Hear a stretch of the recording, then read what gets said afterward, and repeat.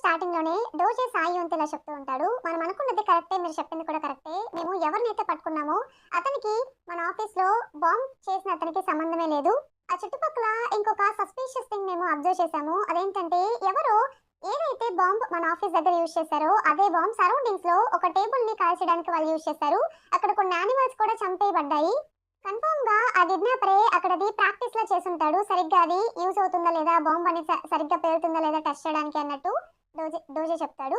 సాయోన్, నేను అనుకున్నది కరెక్టే అనమాట. అతని కాదు, ఇంకొకరే యానిమల్స్ మీద అలాంటి ప్రయోగం చేశాడంటే అతనికి యానిమల్స్ అంటే అస్సలు ప్రేమే లేదు. సో అలాంటి కఠినమైన ఆలోచనలతో ఎవరుంటారు? మనం అతన్ని వెంటనే పట్టుకోవాలి. అలాగే నా కోసం ఇది కూడా చూస్తావా? సాంగ్యు అనే వ్యక్తి, ఇతని గురించి నాకు ఫుల్ డీటెయిల్స్ కావాలి అన్నట్టు ఆ మాట చెప్పి సాయోన్ వెళ్ళిపోతుంటే డోజే, సాంగ్యువా ఇతను నాకు ఆల్రెడీ తెలుసు కదా అన్నట్టు అంటాడు. ఏం తెలుసు అంటే అప్పుడే ట్యాబ్ లో ఇతనికి ఒక యూట్యూబ్ ఛానల్ ఉంది. ఆ ఛానల్లో క్రైమ్ రిపోర్ట్స్ గురించి, క్రైమ్ కేసెస్ గురించి చాలా ఎక్స్ప్లెయిన్ చేస్తూ ఉంటాడు. అలాగే అతను ఒక సైకియాట్రిస్ట్ కూడా. అతనికి చాలా మంది ఫ్యాన్స్ ఉన్నారు. ఈ వీడియో చూడండి అని చెప్పేసి వీడియో చూపిస్తూ ఉంటాడు. ఆ వీడియో చూసి సాయి నవ్వుకుంటూ ఉంటాడు అనమాట. చిన్నపిల్లల ఈ వీడియోస్ ఏంటి అని చెప్పేసి. అందుకే నా హెచ్పిసి వాళ్ళతో ఒక ప్రోగ్రామ్ చేస్తున్నాడు, క్రైమ్ కేసు ఏదో సంథింగ్ అన్నట్టు నాకు తెలిసింది అన్నట్టు సాయి అని అంటాడు. వెంటనే డోజే, ఇతనికి అమ్మాయిల ఫాలోయింగ్ కూడా చాలా ఉంది అన్నట్టు అంటే సాయోన్, అదేంటి అమ్మాయిల ఫాలోయింగ్ ఎందుకుంది అంటే ఇతని బాడీ చాలా బాగుంటుంది, మీరే చూడండి, జిమ్ కి వెళ్ళి కూడా వీడియోస్ రిలీజ్ చేస్తూ ఉంటారు. సో ఈ వీడియోస్ కింద అమ్మాయిలు ఎక్కువ కమెంట్ చేస్తూ ఉంటారు అన్నట్టు చెప్తాడు డోజే. సాయోన్, ఓ అలాగా, చూస్తుంటే నువ్వు కూడా బాగా జిమ్ కి వెళ్ళే వాళ్ళ ఉన్నావే అన్నట్టు. ఇది కాదు నేను అడిగింది, ఏ టు జెడ్ చిన్నప్పటి నుండి అతని గురించి నాకు డీటెయిల్స్ అన్నీ కావాలి అని చెప్పి వెళ్ళిపోతాడు. పూజీ కార్ యాక్సిడెంట్ అయింది కదా, సో వాళ్ళు షోరూమ్ లో ఇచ్చి ఉంటారనమాట. అది బాగైపోయిందని చెప్పేసి తీసుకెళ్ళమని హుయిజుకి చెప్తారు. అది రిసీవ్ చేసుకోవడానికి అక్కడికి వెళ్తుంది, ఆ ప్లేస్ కి వెళ్తుంది, కార్ తెచ్చుకుందామని చెప్పేసి. వాళ్ళ డోర్ ఓపెన్ చేయగానే హుయిజు లోపలికి వెళ్ళిపోయి కార్ స్టార్ట్ చేయడానికి ట్రై చేస్తుంది. బట్ కార్ స్టార్ట్ అవ్వదు. ఏం జరుగుతుందో తనకేం అర్థం కాదు. తెరుచుకున్న డోర్ మళ్ళీ అలాగే క్లోజ్ అయిపోతుంది. నేను బయటికి వెళ్ళిపోయింది అనుకుని వాళ్ళు క్లోజ్ చేస్తారు అనుకోకుండా, బట్ తను లోపలే ఉంటుందన్నమాట. ఆ కార్ అనేది వాళ్ళు ఆ బిల్డింగ్ లోపలికి తీసుకెళ్తూ ఉంటారు. ఆటోమేటిక్ గా రేడియో ప్లే అవుతూ ఉంటుంది. కార్ స్టార్ట్ అవ్వదు. తనకి ఏం చేయాలో ఏమీ అర్థం కాదు. చాలా భయపడుతూ ఉంటుంది. ఇదంతా మళ్ళీ ఆ కిడ్నాపరే చేస్తున్నాడా, నా దగ్గర ఆ ఫోన్ ఉందని చెప్పేసి ఇదంతా అతనే చేస్తున్నాడా అని చెప్పి ఆలోచిస్తూ ఉంటుంది. సడన్ గా డోర్ ఓపెన్ అవుతుంది అనమాట. అక్కడ వాచ్మెన్, సారీ మేడం మీరు వెళ్ళిపోయారు అనుకున్నాను, చూసుకోలేదు, ఐమ్ సో సారీ అన్నట్టు చెప్తాడు. భయంగా ఉన్న తను వెంటనే కార్ స్టార్ట్ చేసి అక్కడ నుండి ఇంటికి వెళ్ళిపోతుంది. ఇంటికి వెళ్ళిపోయి హడావిడిగా తన దగ్గర ఉన్న ఫోన్ ఉంది కదా ఆ కిడ్నాపర్ది, ఆ ఫోన్ చూసుకుంటుంది అనమాట. ఈ ఫోన్ కోసమే నన్ను నా మీద మళ్ళీ అటాక్ చేయడానికి ఆ కిడ్నాపర్ ట్రై చేస్తున్నాడా ఏంటి అని చెప్పి థింక్ చేస్తూ ఉంటుంది భయంగా. అప్పుడే డోర్ సౌండ్ వస్తూ ఉంటుంది. సాయియోన్ వచ్చాడని చెప్పేసి తనకు అర్థమవుతుంది. సో డైలీ సాయియోన్కి ఆ ఫోన్ తో కాల్ చేసే టైం ఏందని చెప్పి బయటికి వెళ్ళి కాల్ చేద్దాం అనుకుంటే తను బయటికి వెళ్తూ ఉంటే సాయియోన్, ఎక్కడికి వెళ్తున్నావు అని చెప్పి తను ఆపుతాడు. సో ఐస్ క్రీమ్ తెచ్చుకోవడానికి వెళ్తున్నాను, బీర్ ఇంకా ఐస్ క్రీమ్ అనగానే సాయియోన్, నేనే వెళ్ళి తెస్తాను, నీ ఫోన్ ఇదిగో తీసుకున్నాను కదా, హ్యాకింగ్ ఏం జరగలేదు, ఫోన్ అంతా క్లీన్ గానే ఉందని చెప్పి తన ఫోన్ తనకి ఇచ్చేస్తాడు. సో ఐస్ క్రీమ్ ఇంకా బీర్ తెద్దామని తన కిందకి వెళ్తాడు హుయిజు కోసం. కిందకి వెళ్ళగానే హుయిజు విండో నుండి చూస్తూ ఉంటుంది అనమాట. ఆ కిడ్నాపర్ ఫోన్ నుండి మళ్ళీ సాయోన్ కి కాల్ చేస్తూ ఉంటుంది. సాయోన్ వెళ్తూ కాల్ లిఫ్ట్ చేస్తాడు. సాయోన్, నువ్వు చెప్పింది నేను చేయాలా ఏంటి, నువ్వు చెప్పావని నా వైఫ్ కి నేను డివోర్స్ ఇవ్వాలా, నువ్వెలా చెప్పగలవు అది, నువ్వు చెప్పింది అయితే నేను చేయను అన్నట్టు, ఎందుకు చేయాలన్నట్టు క్వశ్చన్ చేస్తాడు. హుయిజు ఇలా చెప్తూ ఉంటుంది, ఎందుకు చేయాలంటే నీకు తెలుసు నువ్వు ఇంకా హుయిజు సరిగ్గా హ్యాపీగా లేరు, తను అసలు హ్యాపీగానే లేదు, మీ ఇద్దరికి అసలు మ్యారేజే కాదు, అసలు మీ ఇద్దరి మధ్య ఏదైనా జరుగుతుందా, వైఫ్ అండ్ హస్బెండ్ గా ఉంటున్నారా, తను ఎప్పుడు సాడ్ గానే ఉంటుంది అన్నట్టు చెప్తూ ఉంటాడు. పూజ ఏం చేస్తుందంటే ఫోన్ లో మాట్లాడుతున్నా కూడా డైరెక్ట్ గా సాయంతో మాట్లాడుతున్నట్టు తను ఊహించుకుంటూ ఉంటుంది. అప్పుడు సాయి ఏం చెప్తాడంటే, తన హ్యాపీగా లేదని నువ్వెలా చెప్పగలవు, నువ్వు తనకి క్లోజ్ అయింటి, ఏదో బాగా క్లోజ్ గా ఉన్నట్టు మమ్మల్ని క్లోజ్ గా వాచ్ చేస్తున్నట్టు చెప్తున్నావు, నువ్వెన్ని చెప్పినా కూడా నేను తనకి డివోర్స్ ఇచ్చే ప్రసక్తే లేదు, తను ఎప్పటికీ నాతోనే ఉంటుంది, నేనైతే తనకి డివోర్స్ ఇవ్వను అన్నట్టు మొహం మీద చెప్పేస్తాడు. పూజుడు నాకు ఒక చిన్న వర్క్ చెప్పింది, తను నా కోసం వెయిట్ చేస్తూ ఉంటుంది, ఈ రోజుకి కాల్ కట్ చేస్తాడు. తన కోసం ఐస్ క్రీమ్ ఇంకా బీర్ తీసుకొస్తాడనమాట. తీసుకురాగానే హుయిజు బీర్ తాగుతూ ఉంటుంది. సో ఇలా చెప్తాడనమాట, ఆ కిడ్నాపర్ నన్ను అడిగాడు నీకు డివోర్స్ ఇవ్వమని చెప్పేసి, నేనైతే నీకు డివోర్స్ ఇచ్చే ప్రసక్తే లేదు, అతనికి తెలియదు అనుకుంటా, అదే విషయం నీకు కూడా క్లియర్ గా చెప్తున్నాను, మళ్ళీ నువ్వు కన్ఫ్యూజ్ అవుతావేమో అన్నట్టు చెప్తూ ఉంటాడు. తను బీర్ తాగినప్పుడు ఆ నొరక లిప్ దగ్గర అవుతుందన్నమాట. సాయిని అబ్జర్వ్ చేసి తనకి క్లోజ్ గా వచ్చి దాన్ని క్లీన్ చేస్తాడు. సో ఇలా కూడా చెప్తాడు, అప్లికేషన్ పంపించాను కదా ఇంటర్ప్రెటర్ గా ప్రెసిడెంట్ ఆఫీస్ లో హైరింగ్ ది, సో రెడీగా ఉండు, నువ్వే హైర్ అవుతావేమో, నా పక్కన నువ్వే ఉండాల్సి వస్తుందేమో చూసుకో అన్నట్టు చెప్తాడు. సాయోన్ వెళ్తూ ఉంటే హుయిజు ఆపి ఫోన్ లో టైప్ చేసి ఇలా చూస్తూ ఉంటుంది అనమాట. ఎందుకు ఇలా చేస్తున్నావు, నీ పక్కనే ఉంటే నా పేరు ఇంకా ఫేస్ అందరికీ తెలిసిపోతుంది, ఒకవేళ ఫ్యూచర్ లో నేనే మీ వైఫ్ అని తెలిస్తే అప్పుడేం చేస్తారు, నేను తెలియకూడదనే కదా నన్ను లోపలే ఉంచుతున్నారు, నా ఫేస్ అందరికీ ఐడెంటిటీ అందరికీ తెలిసిపోతుందేమో, ఇదంతా అవసరమా అన్నట్టంటే సాయోన్, ఏంటో నువ్వు నిజంగానే ఇంటర్వ్యూ క్వాలిఫై అయిపోయి ఫైనల్ రౌండ్కి వెళ్ళిపోయి హైర్ అన్నట్టు మాట్లాడుతున్నావు, నీకు అంత కాన్ఫిడెన్స్ ఉందా అన్నట్టు క్వశ్చన్ చేస్తాడు. పూజ ఇలా టైప్ చేస్తుంది అనమాట, నాకు కాన్ఫిడెన్స్ ఉంది, ఎస్పెషల్లీ మీరు హైరింగ్ చేసుకుంటుంది మీకోసం కాబట్టి నాకు ఇంకా కాన్ఫిడెన్స్ ఉంది, మీరు ఇప్పుడు ఏం థింక్ చేస్తున్నారో ఏం చెప్పబోతారో నేను ఈజీగా చెప్పగలను అన్నట్టు తను చెప్తుంది. సాయోన్, అవునా ఏది చెప్పి చూద్దాం, నేనేం థింక్ చేస్తున్నాను ఇప్పుడు. ఆ గిడ్నాపర్ ఏం చెప్పాడంటే మన ఇద్దరం సరిగ్గా హ్యాపీగా ఉండట్లేదని చెప్పాడు, అది అబద్ధం అని చెప్పి ప్రూవ్ చేద్దాం అనుకుంటున్నాను. ఆ మాట చెప్పేసి లోపలికి వెళ్ళిపోతాడు. సో వెంటనే ఫాలో అయ్యి లోపలికి వెళ్తుంది అనమాట. సాయోన్ రష్యం చేసుకుని బెడ్ మీద పడుకొని ఉంటాడు. పూజ రాగానే నా పక్కన వచ్చి కూర్చోవచ్చు పడుకోవచ్చు కదా, నేనేం అన్ను అన్నట్టు చెప్తాడు. ఇక లైట్స్ ఆఫ్ చేస్తాను వచ్చి పడుకో అన్నట్టు అంటే హుయిజు వెంటనే లైట్స్ ఆన్ చేస్తూ ఉంటుంది అనమాట.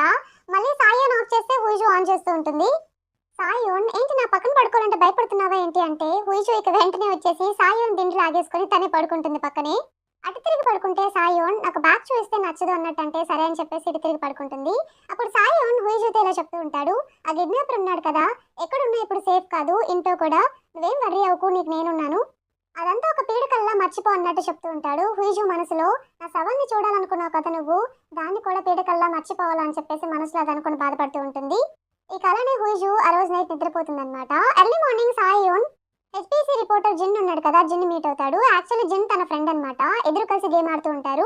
సో గేమ్ అయిన తర్వాత జిన్ క్వశ్చన్ చేస్తాడు సాయోన్ని, నీ ఫ్రెండ్ గురించి ఏదో చెప్పావు కదా, తన వైఫ్ ని ఎవరో కావాలని చెప్పి నాకడ ఫోటోస్తో థ్రెటన్ చేస్తున్నారని చెప్పి, ఏమైంది అంటే నీ ఫ్రెండ్ చెక్ చేశాడా తన వైఫ్ కి నిజంగానే ఆ మోల్ ఉందో లేదా అంటే సాయోన్, లేదు తనేం చెక్ చేయలేదు, తను తన వైఫ్ ని నమ్ముతున్నాడు అంటే జిన్ షాక్ అయ్యి, ఏంటి తను తన వైఫ్ ని అంత ట్రూగా లవ్ చేస్తున్నాడా ఏంటి అని చెప్పి క్వశ్చన్ చేస్తాడు.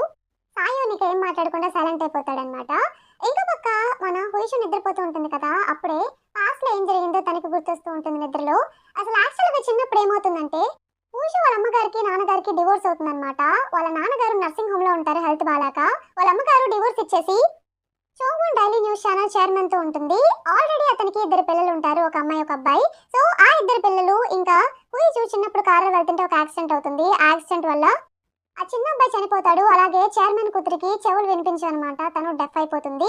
బట్ హుయిషుకి ఏం కాదు, అందుకే వాళ్ళ అమ్మగారు, నువ్వు ఏం కాకపోయినా నీకు మాటలు రానట్టు యాక్ట్ చెయ్యి, లేకపోతే చైర్మన్ మన ఇద్దరిని ఇంటి నుండి గెట్టేస్తాడు, ఇక మనం ఎక్కడికి వెళ్ళడానికి కూడా లేదు, మీ నాన్న సిచ్యువేషన్ ఏంటో మనకు తెలుసు కదా, మనం ఇక్కడే ఈయన దగ్గరే ఉండాలంటే నేను చెప్పిన మాట విను, నువ్వు ఇక్కడ నుండి మాట్లాడకూడదు, నీకు మాటలు రానట్టు యాక్ట్ చేయాలి. ఈ యాక్సిడెంట్ లో తన కూతురు డెఫ్ అయింది కాబట్టి నీకేం కాలేదు, నీకు అన్ని బాగున్నాయంటే అతను డైజెస్ట్ చేసుకోలేడు, అందుకే నువ్వు మాటలు రానట్టు యాక్ట్ చేయకుండా అన్నట్టు వాళ్ళ అమ్మగారు హుయిజుని ఫోర్స్ చేస్తూ ఉంటారు గట్టిగా. హుయిజు పాపం ఏడుస్తూ ఉంటుందన్నమాట. అందుకే అప్పటి నుండి ఇక తను మాట్లాడడం ఆపేస్తుంది, మాటలు వచ్చినా కూడా సైన్ లాంగ్వేజ్ నేర్చుకొని అలాగే కంటిన్యూ అవుతుంది. అదే విషయం తనకి జ్ఞాపకం వస్తూ నిద్రలో ఉలిక్కిపడి లేస్తుంది అనమాట పాపం ఏడుస్తూ. నెక్స్ట్ సీన్ లో హుయిజు వాళ్ళ నాన్నగారిని అక్కడ నర్సింగ్ హోమ్ లో ఎవరో ఒక నర్స్ బయటకు తీసుకొస్తూ ఉంటుంది అనమాట, వాకింగ్ అన్నట్టుగా. బెడ్షీట్ మర్చిపోయిందని చెప్పేసి వాళ్ళ నాన్నగారిని పార్క్ లో అలా వదిలేసి తన లోపలికి వెళ్తుంది. అప్పుడే ఆ కిడ్నాపర్ ఉన్నాడు కదా, హుయిజుని కార్లో కిడ్నాప్ చేయడానికి ట్రై చేస్తాడు. అతను అక్కడికి వచ్చేసి హుయిజు వాళ్ళ నాన్నగారిని లోపలికి తీసుకువెళ్తాడు తనతో పాటు. అలా తీసుకెళ్ళిందే కాక తను ఏం చేస్తాడంటే హుయిజుకి వీడియో కాల్ చేస్తాడనమాట. వీడియో కాల్ చేసి వాళ్ళ నాన్నగారిని చూపిస్తాడు. మీ నాన్నగారు సేఫ్ గా ఇక్కడ ఉన్నారని చెప్పేసి నువ్వు అనుకుంటున్నావా, నేను ఎవరో ఇప్పటికే నీకు అర్థమైపోయి ఉంటుంది, నా ఫోన్ నీ దగ్గరే ఉంది కదా, సో బాగానే దాచుకున్నావు, ఏం చేస్తున్నావేంటి ఆ ఫోన్తో అని చెప్పేసి హుయిజుని క్వశ్చన్ చేస్తాడు. హుయిజు ఇక చాలా కంగారు పడిపోతూ ఉంటుంది, వాళ్ళ నాన్నగారికి ఏమైంది, ఆ కిడ్నాపర్ వాళ్ళ నాన్నగారిని ఏమైనా చేస్తాడేమో అనుకొని, ఆ ఫోన్ నా దగ్గరే ఉంది, నేను ఎందుకు ఉంచుకున్నానంటే సాయి నుండి డివోర్స్ కావాలని చెప్పి నేను కోరుకుంటున్నాను, దాని గురించి అడగడానికి నేను ఆ ఫోన్ నా దగ్గర పెట్టుకున్నాను, ఎందుకంటే మీరు చెప్పారు కదా దాని నుండి సాయోన్కి తప్ప ఎవరికి కాల్ చేయలేమని, అందుకే అది నా దగ్గరే ఉంది అన్నట్టు చెప్తుంది. కిడ్నాపర్ నవ్వుతూ, నీకు నాకు ఒకటే గోల్ ఉంది, సో ఫోన్ నీ దగ్గర ఉన్న ప్రాబ్లం లేదు, బట్ నువ్వు ఇక సాయోన్కి కాల్ చేయడం ఆపేస్తే మాత్రం నేను ఊరుకోను, ఇలాగే నువ్వు సాయోన్కి కాల్ చేసి డివోర్స్ తీసుకో, మనకు కావాల్సింది సాయోన్ బాధపడటమే కదా అని చెప్పేసి కెమెరాలో కొన్ని పళ్ళను చూస్తాడనమాట, టీత్ ని. సో అవి చూసి హుయిజు చాలా కంగారు పడుతుంది, వాళ్ళ నాన్నగారు ఏమో అని చెప్పేసి. హడావిడిగా కాల్ కట్ చేయగానే కిడ్నాపర్ హడావిడిగా ఇక వాళ్ళ నాన్నగారు నర్సింగ్ హోమ్ కి తను వెళ్తుందన్నమాట. వెళ్ళగానే అక్కడ వాళ్ళ నాన్నగారు బెడ్ మీద ఉంటాడు స్పృహ లేకుండా. నర్సు వెంటనే అక్కడ పోలీసులు కూడా వచ్చుంటారు, ఎందుకంటే వాళ్ళ నాన్నగారు కనిపించట్లేదని. ఈ గ్యాప్ లో ఆ నర్సింగ్ హోమ్ వాళ్ళు పోలీసులు కూడా కాల్ చేస్తారు. సో హుయిజు రాగానే వాళ్ళ నాన్నగారిని చూసి ఏం కాలేదు కదా అని చెప్పేసి పడుతూ ఏడవడం స్టార్ట్ చేస్తుంది. వాళ్ళు మీ నాన్నగారికి ఏం కాలేదు అని చెప్పి అంటూ ఉంటారు. అప్పుడే వాళ్ళ నాన్నగారు కూడా స్పృహలోకి వస్తాడనమాట. సో ఫస్ట్ వాళ్ళ నాన్నగారి టీత్ చూస్తుంది, ఎందుకంటే ఆ కిడ్నాపర్ నిజంగానే టీత్ ని పీకేశాడని చెప్పి చెక్ చేయడానికి. వాళ్ళ నాన్నగారి టీత్ కాదని చెప్పి అప్పుడే తను కన్ఫర్మ్ చేసుకుంటుంది, వాళ్ళ నాన్నగారికి ఏం కాలేదు, బానే ఉందని చెప్పి. ఇక షాక్ లో అక్కడే కింద పడిపోయి ఇక ఏడుస్తూ ఉంటుందన్నమాట. ఒక పక్క సంతోషం వాళ్ళ నాన్నగారికి ఏం కాలేదని, ఇంకా అలాగే బాధపడుతూ ఉంటుంది. పోలీసులు హుయిజుతో మీ నాన్నగారికి ఇలా జరిగింది కదా, అక్కడ మాకు కొన్ని టీత్ కూడా దొరికాయి, వాటిని ఎగ్జామిన్ చేయాలి, మీరు కూడా మాతో పాటు పోలీస్ స్టేషన్ రావాలని చెప్పేసి హుయిజుని కార్లో తీసుకెళ్తూ ఉంటారు. కార్లో వెళ్ళినప్పుడు ఆ పోలీస్ ఆఫీసర్ కార్లో కూడా రేడియో సరిగ్గా పనిచేయకుండా హ్యాకినట్టు ఏదైతే జరుగుతూ ఉంటుంది. మళ్ళీ తనకి ఆ కిడ్నాపర్ గుర్తొస్తుంటాడనమాట. తనకి ఏం చేయాలో అర్థం కాదు, చాలా సఫకేట్ అవుతూ ఉంటుంది. కార్ నుండి ఇక ఏడుస్తూ డోర్ తీయడానికి ట్రై చేస్తూ ఉంటే డోర్ ఓపెన్ అవ్వదు. ఇక గట్టిగా అరుస్తూ ఉంటుందన్నమాట, మాటలతోనే చెప్పేస్తుంది డోర్ ఓపెన్ చేయండి, డోర్ ఓపెన్ చేయండి అని చెప్పేసి. పోలీస్ ఆఫీసర్ భయపడిపోయి కార్ పక్క కాపేసి వెంటనే డోర్ ఓపెన్ చేస్తారనమాట. కిందకి దిగేసి వామిటింగ్ చేసుకొని అక్కడే నీల్ డౌన్ చేసి గట్టిగా ఏడుస్తూ ఉంటుంది. నాకెందుకు ఇలా జరుగుతుంది, ఎప్పుడు నా లైఫ్లో బాధలే ఉన్నాయి, హ్యాపీనెస్ లేవు, ఎందుకు నా లైఫ్లో ఇలా జరుగుతుందని చెప్పేసి అక్కడే కూర్చొని ఏడుస్తూ ఉంటుంది. అప్పుడే సడన్ గా మన సాయి ఓన్ కార్లో వస్తూ ఉంటాడనమాట. ముందు ఇద్దరు పోలీస్ ఆఫీసర్స్ కూడా వస్తూ ఉంటారు, ఎందుకంటే తను వచ్చేది ప్రెసిడెంట్ కార్లో అనమాట. ప్రెసిడెంట్ తన కార్ని సాయి ఓన్కి ఇస్తాడు. ఇప్పుడే నాకు కొంచెం అర్జెంట్ మ్యాటర్ ఉందని చెప్తే అందుకే పోలీసులు కూడా వస్తూ ఉంటారు.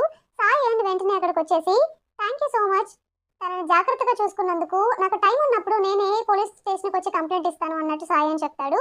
అతను ఒక ప్రెసిడెంట్ స్పోక్ పర్సన్ కాబట్టి పోలీసులు అక్కడ ఇద్దరు షాక్ అయిపోయి కొంచెం మీ రిలేషన్ ఏంటో చెప్తారా తనతో పాటు అంటే సాయి ఓన్ వెంటనే హుయిజు దగ్గరికి వెళ్ళి తన్ని పైకి లేపి నేను నా వైఫ్ అన్నట్టు చెప్తాడు. ఆ పోలీస్ ఆఫీసర్ ఇద్దరు షాక్ అయిపోతారనమాట, మీ వైఫ్ అని చెప్పేసి. మాకు ఒక ఫోటో ఇస్తారని కూడా అడుగుతూ ఉంటారు. సాయి ఓన్ పోలీస్ స్టేషన్కి వచ్చినప్పుడు ఇస్తాను అన్నట్టు చెప్తాడనమాట. వైఫ్ అని చెప్పగానే హుయిజు సాయి ఓన్ అలానే చూస్తూ ఉంటుంది. ఏంటి నేను వైఫ్ అని చెప్పి బయట సమాజానికి తెలియకూడదు అనుకున్నారు కదా, అలా ఎలా చెప్పాడు అని చెప్పి తన ఇక సాయి ఓన్ని అలానే చూస్తూ ఉండిపోతుంది. ఇంతటితో మనకి ఈ పార్ట్ కంప్లీట్ అయిపోతుంది. ఈ పార్ట్ మీకు నచ్చింది అనుకుంటున్నాను.